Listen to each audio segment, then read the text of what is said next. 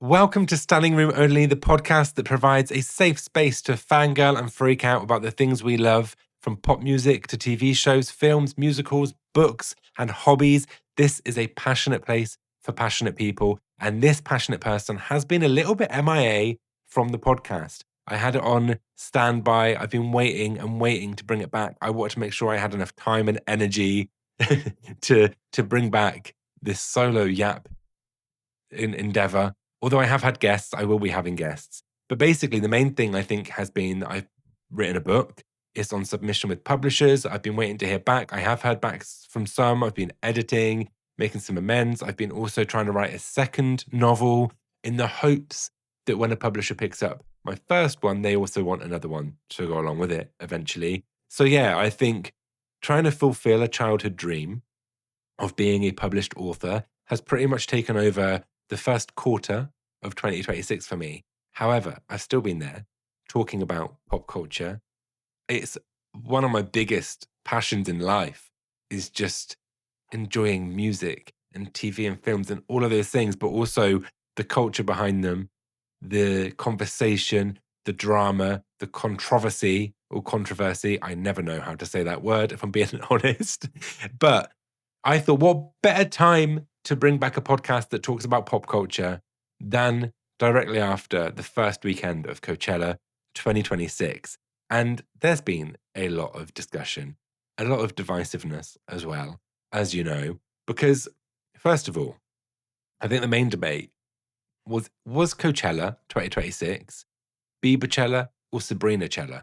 There were three headliners, Karol G being the third, but a lot of the discourse that's happened has been around Sabrina Carpenter and Justin Bieber, because you had Sabrina Carpenter with the moving runways and the outfit changes, killing the vocals whilst using up every single inch of that stage. You had Karol G on Sunday night, who also put on a full-scale production. She performed with an all-female mariachi band. She had choreography and dancers and vocals and the staging, and it was spectacular to witness. And you had Justin Bieber on the Saturday night, who stood up on that stage, shirtless, in baggy trousers, performed a lot of his latest two albums, Swag and Swag 2, and obviously the moment that has just taken over the internet was when he sat down with his laptop, fired up that YouTube Premium subscription, and sang along with his old self, from doing his bangers like Baby, Beauty and a Beat, and then also the covers that launched his career, With You and So Sick. He got Kid Laroi on stage and performed Stay. And it was kind of the moment that people have been waiting for. You know, Justin Bieber has been a bit quieter over the last so many years. He's had a lot going on very publicly, a lot that people still don't really know about, aren't really sure about. But what we do know is that he's had a really hard time and gone through a lot of struggles. But was his Coachella performance enough? Was it good enough? Was it loud enough? Was there enough going on to warrant the fact that he is now the highest paid ever headliner at Coachella? It's reported that he was paid $10 million. I believe the likes of Beyonce and Lady Gaga and Ariana, who all have headlined and are obviously some of the world's biggest pop stars, were paid $8 million. And, you know, there's a gender pay gap. Is this the biggest example of the gender pay gap, where they go on stage and they redefine what it is to be a pop artist and a pop star performing on one of the biggest stages to, I think it's 100,000 people a night are at Coachella, not to mention the fact that it's streamed on YouTube, that clips get shared over and over again by people that were there and by fans that have taken them from the live stream. Like the amount of eyes that are on these performances, it's just huge. It's unfathomable to people like me and you, the amount of people that are seeing these shows. And yeah, I think there's a discussion to be had about male and female pop stars. What is the expectation of them? What are the differences and how they are kind of consumed, but also what the expectation is and how the public really reacts to these kind of performances and what they bring to them. Because the thing is, right, I look at everything from a fan's point of view. That's why I would say I'm never a critic. I I want to like things. I want to enjoy it, you know? I was, yeah, a big fan of Justin Bieber back in the day. Who wasn't? If I had to choose a side, Directioners versus Beliebers, I have an obvious charge side. I was a Directioner through and through, and I still am. But Justin Bieber, his contribution to pop music and what he was as one of the biggest, probably the biggest male pop star of that time, of that generation, like it's significant. You can't ignore it. You're witnessing it. And the fact that he was returning on this massive stage had a lot of expectation attached to it. But as a fan, I think I enjoyed Justin Bieber's performance. I think the nostalgia that came with watching him harmonize with his younger self hark back to the fact that his career did begin on YouTube and that these covers really kickstarted something that I don't think anyone could have seen coming, from a teenager singing on YouTube to then becoming the biggest pop boy in the world. And I think, yeah, like there's an argument to be made from a fan's point of view that it was everything you'd want. And don't get me wrong, if Taylor Swift fired up a laptop on stage and sang the monologue song, or even the original Picture to Burn lyrics, you know, as a fan, you'd be like, yes, this is brilliant. If One Direction, any of them or all of them, got on a stage and got up one of their X Factor auditions or performances and sang along to it, if they sang along to Torn, you know, there's that emotion attached to it. It would be a huge moment and you would celebrate it. However, it's not for fans all the time.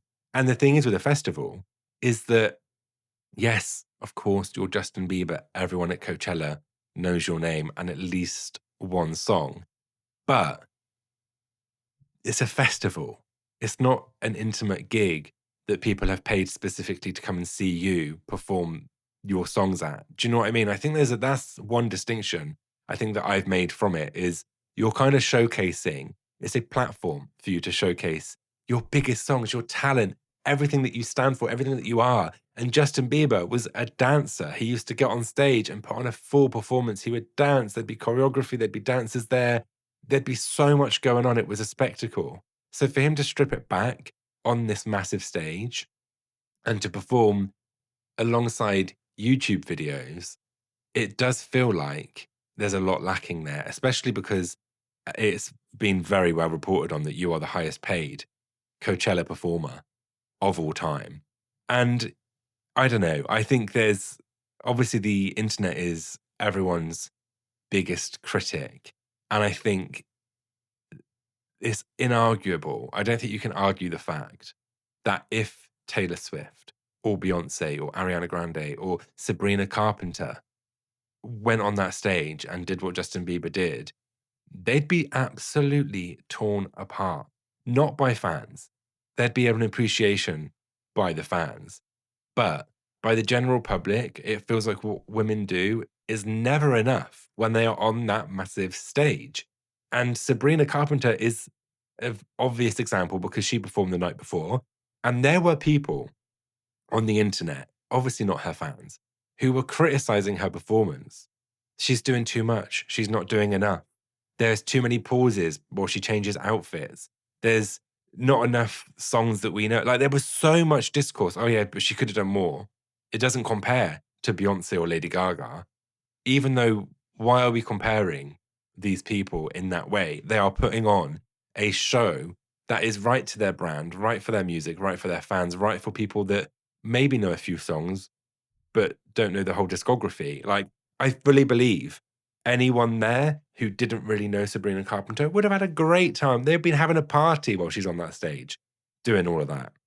If you're there and you're not a huge fan of Justin Bieber, you're gonna lose the crowd. You're gonna lose the audience. And apparently that did happen. Apparently there are reports of people walking away from the Justin Bieber set because they were underwhelmed with what was going on the stage. And it's just, you know, I don't know. I just feel like, and I think a lot of people feel like he got away with it because he's a guy, he's a man, right? And I know there's a lot of baggage there. There's a lot of other stuff to go with it. If you're a fan, fans are defending him because of the emotional turmoil he's been through, as if women don't also go through emotional pain and agony and then get on a stage and perform straight after.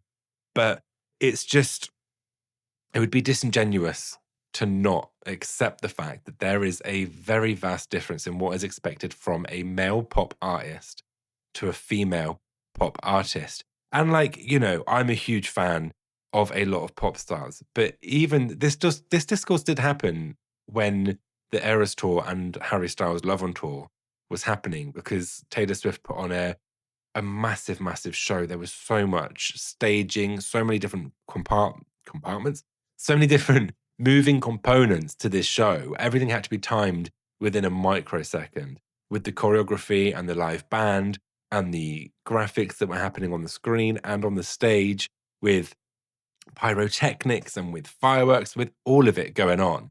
And Love on Tour was Harry Styles with a band performing and dancing around the stage, making full use of it and engaging with fans. And, he had that moment where he kind of stopped the show to talk to fans and read out some signs, and which I love. I love that. I love when artists do that. I think it's for me as a fan, it's such an important part of it to see the artist engage with their fans when they are performing on one of the biggest shows of their life.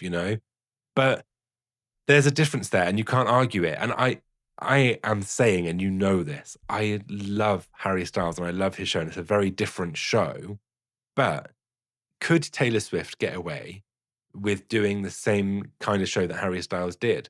Could she stand on the stage with a microphone that's wired up, and could she run around and, sing her songs effectively without any of the big choreography and without any of that, and be celebrated in the same way as Harry Styles? I don't believe that she can. And you look at things as well, like Britney Spears, when she came back, she had 2 kids. She came back on stage and people criticized her, even though she did put on a full-scale production, for being tired and for not doing enough. And you think, when do we draw a line where we just have to accept the fact that there is more expected from women compared to men? And I think this is something that's continuing on, like with the newer generation of pop stars. And you look at, it's really hard actually to think of male pop stars to the same level as like the Justin Biebers of the world that are kind of new and upcoming. But Conan Gray and Sombr are 2 that I absolutely love. I think Sombr for me is just an absolute standout right now. Conan feels like he's like quieter. Do you know what I mean? His music demands for less, and I think he has a really core fandom, and I love his music. But Sombr feels like he's going to kind of come out and be maybe one of the front leaders of Gen Z pop boys. But when you compare them to, I guess you compare them to Olivia Rodrigo, Addison Rae, Tate McRae, maybe Sabrina Carpenter, and you look at the differences there, it's the same. The women are there absolutely choreographed, dressed to the nines, like everything is just such a big moment and such a big production. And then the guys kind of perform their music and there's no choreography, there's no dance moves. And I don't know whether that's just the trend for male pop star that's gone now. Like, I don't know. You look at Justin Timberlake, Bruno Mars, Justin Bieber, they danced. They at least had more going on than kind of standing and singing and whatever. Anyway, I could talk about it for a long time. And then I suppose you've got The Weeknd. I just think this is the thing. You've got The Weeknd. You've got Bad Bunny when they do the Super Bowl halftime. Like, Bad Bunny's performance was just next level. And then you think about, well, what artists could then do the Super Bowl? Because Justin Bieber couldn't do the Super Bowl in the same way that he just did Coachella. But Sabrina Carpenter could absolutely do the Super Bowl in the same way that she did Coachella. Karol G could do the Super Bowl in that same way. Ariana, Beyonce, Lady Gaga, Taylor Swift, you'd have no doubt that it would be a spectacle. But Justin Bieber, Sombr, could they pull it off? Probably not at this point. And is that, I don't know. And then I think the fact that there's a pay scale there, I think that really does have an added layer to it. Because sure, Justin Bieber has had a long-lasting career. He's got the longevity. And Sabrina Carpenter, even though she's had 7 albums, it's only really the last 3, definitely the last 2, that have kind of catapulted her into this new stratosphere of fame and success. So there's a lot to contend with, but I can't get over the fact that there was such a stark difference between Sabrina and Carol G compared to Justin Bieber, but then there is a part of me that kind of wants to defend Justin Bieber. He has given every part of himself to the industry since he was a literal child. He's sacrificed every part of his privacy, every part of his life has been under scrutiny. He went from the little kid with the trademark fringe to somebody who had very obvious problems, whether that was PR managed or whether that was authentic or maybe a mix of both. He sang songs for young girls. He had less lonely girls on stage, duetting with Nicki Minaj. He helped Jaden Smith really launch his music career as well. He was papped naked. Wherever he went, holidays with partners, there were going to be pictures of him on the internet. And I think it's the same for any pop star of that generation where they lived under such scrutiny. And yeah, they suffered in a way that is very unique to that kind of person. You look at One Direction and how their lives were you just can't even begin to realize really what it was like to live as them for those 5 years they were a band, where they couldn't go anywhere. They couldn't do anything or say anything or post anything without it being worldwide news. And we still have that. Of course, we still have celebrities that are under that level of scrutiny. But Justin Bieber definitely was one that seemed to suffer from it. And now he's married and he's got a kid and he seems like he's got his kind of life set for him and he's obviously content with where he is. And he probably thought, I don't want to do that anymore. I don't want to get up there and dance. I want to get up there and perform my music and reminisce with my fans and show the believers that I'm still here. I remember it all. I was there too. And this is what we had together. This is what we shared together. And maybe he'll never return to pop music in the way that people want him to, which would be really sad, but completely valid. You could completely understand it. It's like, when you look at the members of One Direction, perhaps not Harry Styles, but, you look at Louis Tomlinson and Niall and Zayn, and you think, even though their music careers as solo artists are hugely successful and they're doing so much and they are, achieving so much on their own, would they really want to go back to what it was like when they were in One Direction and they couldn't fart without it being all over Twitter? Probably not. And that's the thing, as these people get older and as they, don't have to work as hard, they can create their own lives, their own brands, their own identities on stage and off stage. And you've got to kind of respect how they do that.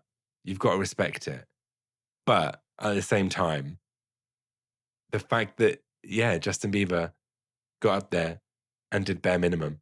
He did bare mins, mate. Whereas Sabrina Carpenter, Carol G, and everyone that came before them, who was a woman, just did everything, gave everything to that crowd. I don't know. I just think it's I think it's a little bit disingenuous, and I'm a little bit.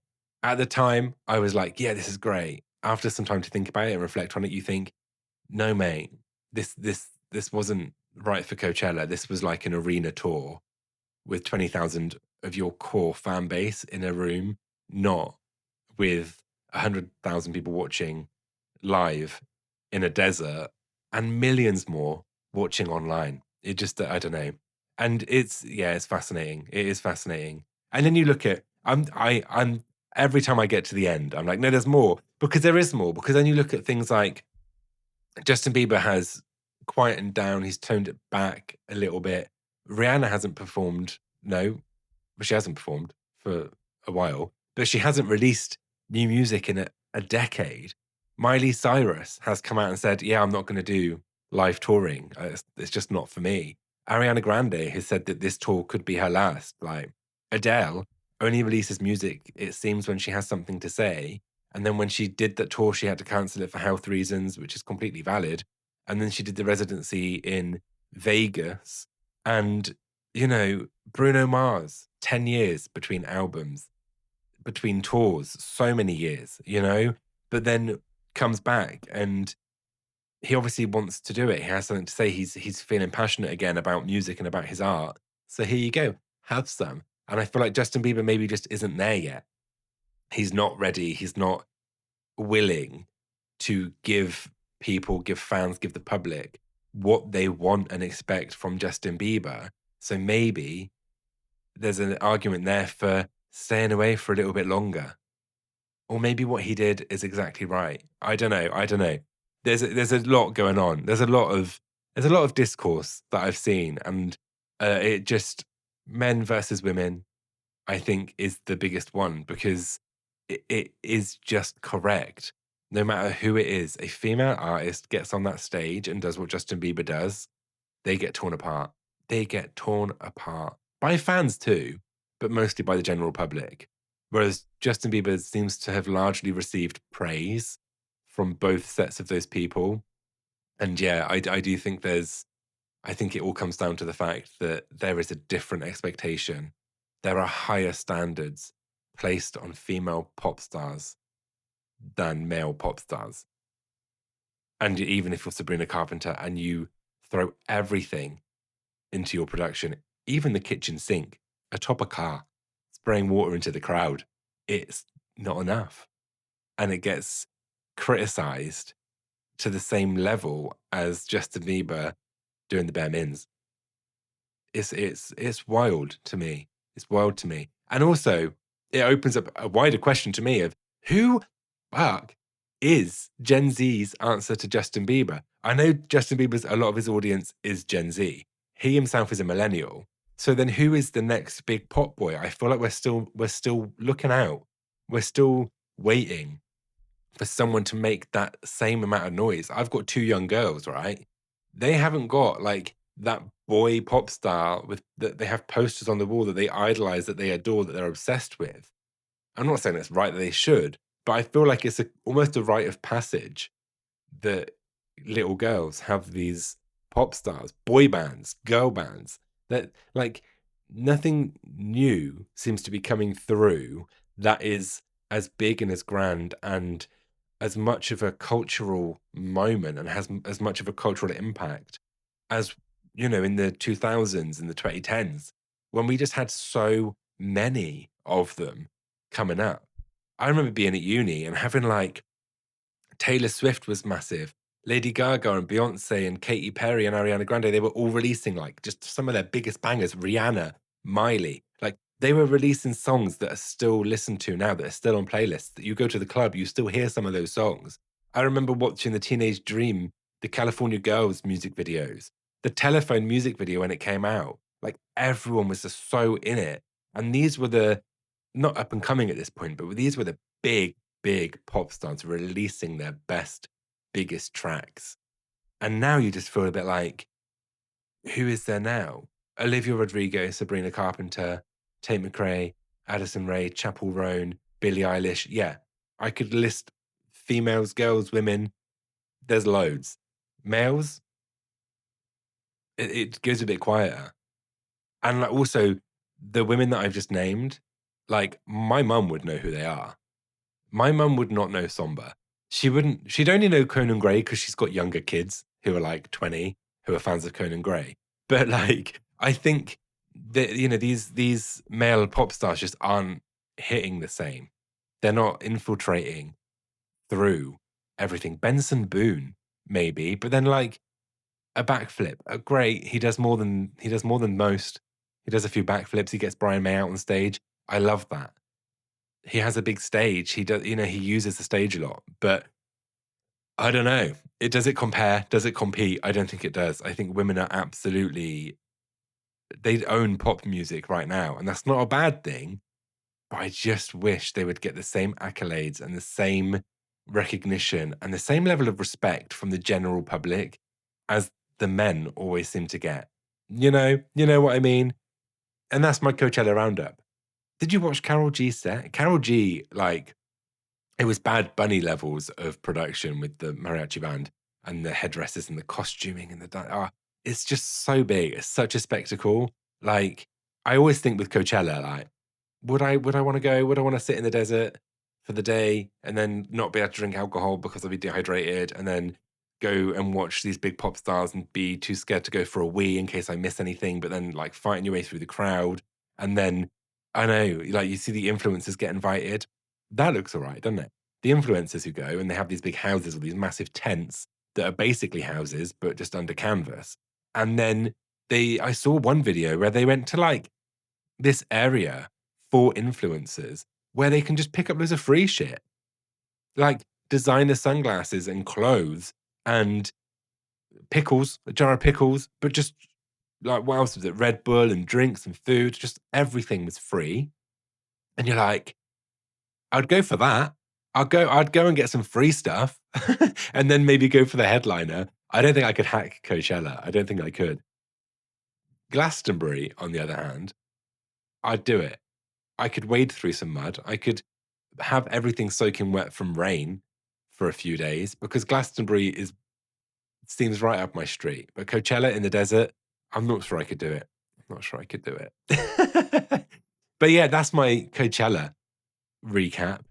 The discussion continues. It's a discussion that's been going on for years as well. The expectations of men versus women in pop music. And I think I don't want to accept it. I feel like there's a level of acceptance you have to come to where, yes, the people expect more of women than men in pop music and in their live performances. But I don't want to accept it because it doesn't seem right. The women should get a free pass. They should get an absolute free pass with the stage shows they put on. They should not receive any criticism over it. And yet they do.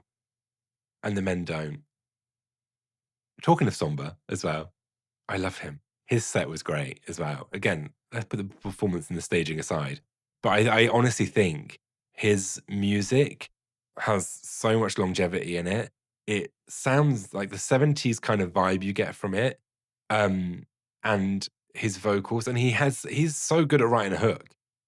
Like his songs are catchy. They go viral quite a lot because they have like this great hook and some great lyrics. And yeah, huge fan. Conan Gray too. Vodka Cranberry I still play that song all the time. And yeah, what else is there to talk about apart from Coachella? Quite a lot actually, because I haven't been there, have I? Talking to pop guys, I suppose I don't think Louis Tomlinson is a pop boy anymore. I think he's more like alternative, rocky with a hint of pop. I don't know. But I love Louis Tomlinson. I think How Did I Get Here is his best album. And I actually think if you are a Harry Styles fan too, One Direction fan or whatever, if you listened to Kiss All the Time Disco occasionally and you were like, this isn't what I wanted, not what I expected, a little bit disappointed with the vibes of it, if you then listened to Louis Tomlinson's How Did I Get Here, I think that would give you everything you need. I think it's such a great album. The singles from it are great. Lemonade was such a strong choice to launch that album. And I think it really did break back into the mainstream, where I think his fan base has quietened down a bit and he has his fans, and there are a lot of them and they are amazing people. It's an amazing fan base, the Louis.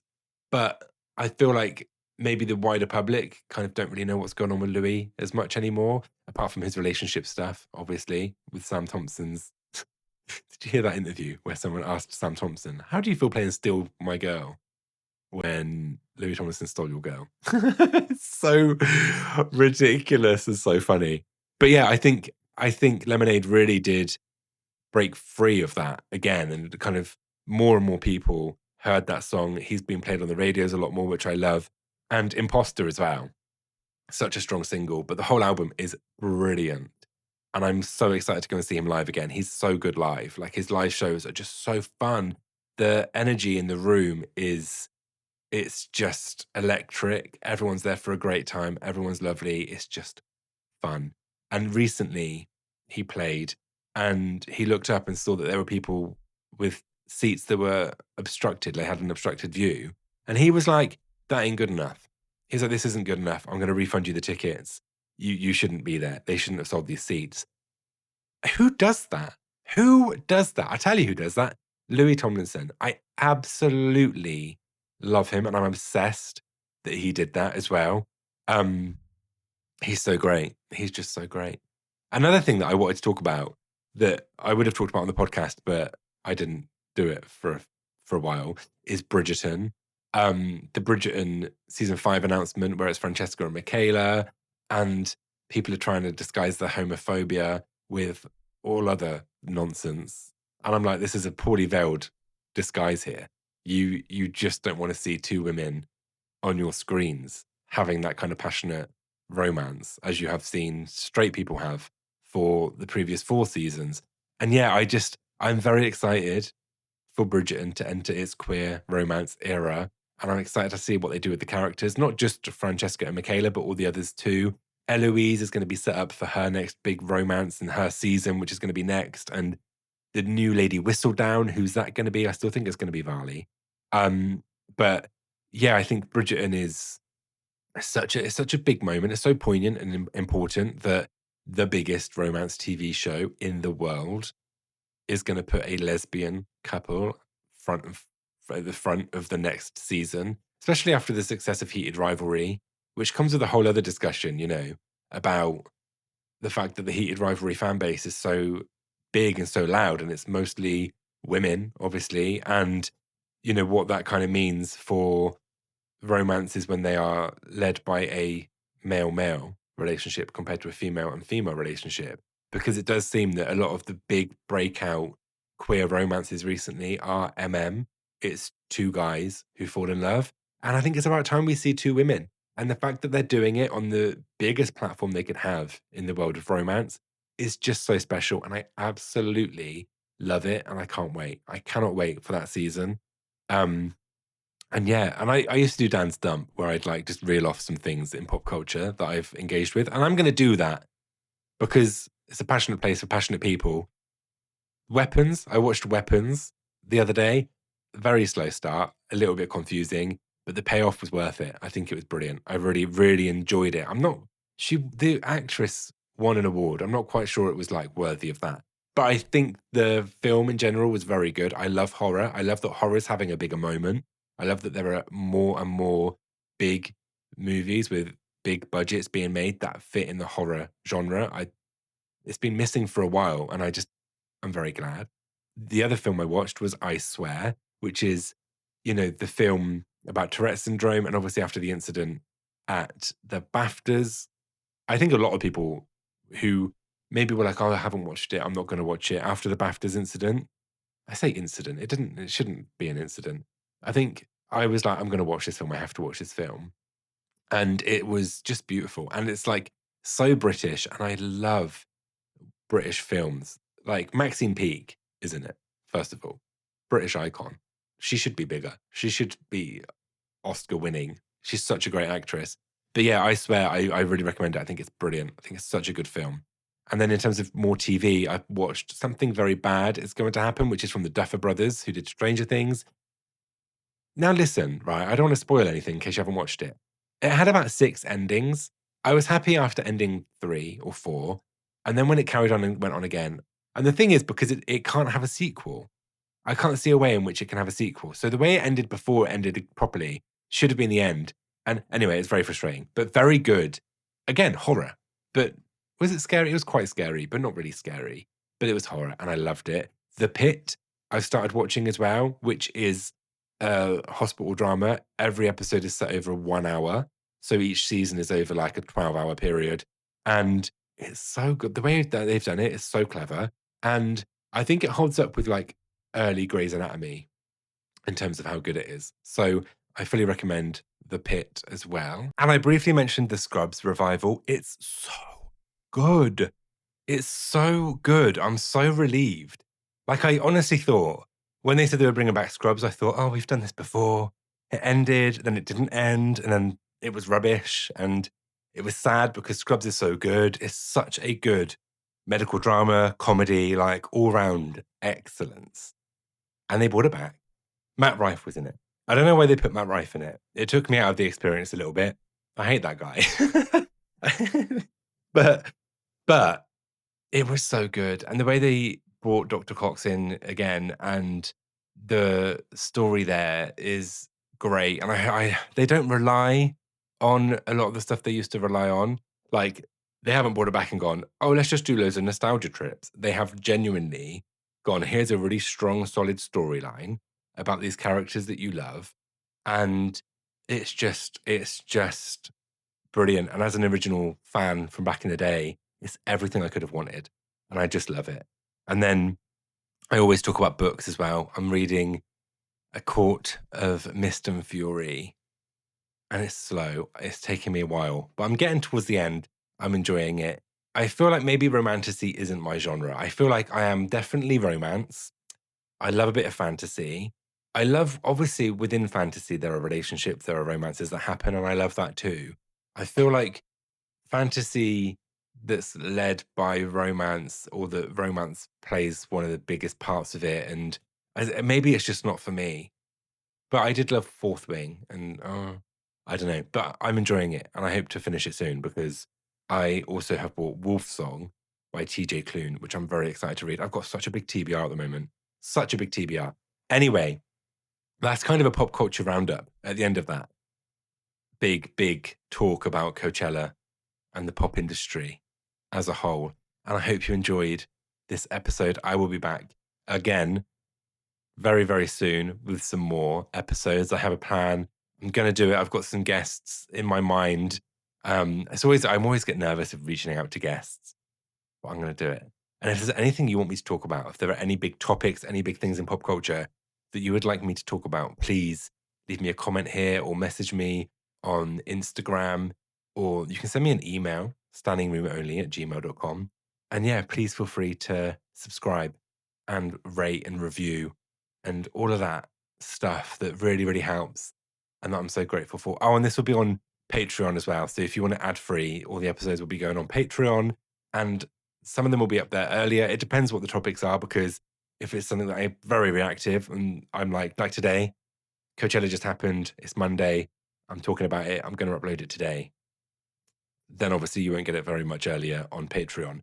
But if it's other stuff, if it's bonus episodes as well and extra content, that'll be on Patreon. And all your support is so gratefully received. Honestly, you're all amazing and I love you.